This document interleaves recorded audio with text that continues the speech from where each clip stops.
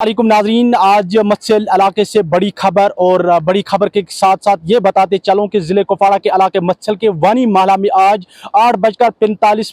दो मंजिला मकान जो कि अब्दुल रहीम वानी का मकान था, दो मंजिला था और अचानक आग नमूदार होने के बाद पूरे मकान को आग ने अपने लपेट में लेकर जो है राख के ढेर में तब्दील किया है। लेकिन ये भी बताते चलूं कि इलाके मत्सल में कोई भी फायर एंड एमरजेंसी गाड़ी मौजूद न होने की वजह से मत्सल इलाके में बार बार ऐसे नुकसानात हो जाते हैं जिस नुकसानात का तखमीना भी नहीं लगाया जाता है। लेकिन यह भी बताते चलूं कि जम्मू कश्मीर पुलिस के साथ साथ वहां पर फौज और आम लोगों ने काफ़ी मेहनत करके कोशिश करके दूसरे मकानों को बचाने की कोशिश की। लेकिन जिस मकान में आग लगी थी आज सुबह 8:45 वो मकान राख के ढेर में तब्दील हुआ। हालांकि यह भी बताया जा रहा है कि मत्सल इलाके के लोगों ने बार बार जिले एडमिशन से लेकर जो भी सरकारें रही उनसे अपील की थी कि मत्सल इलाके के लिए एक फायर एंड एमरजेंसी गाड़ी को रखा जाए ताकि मत्सल इलाके में अगर कभी भी कोई ऐसा वारदात पेश होता है तो मत्सल इलाके के लोगों का जो मकान या जो दूसरे जो सामान होते हैं वो बच सकेगा।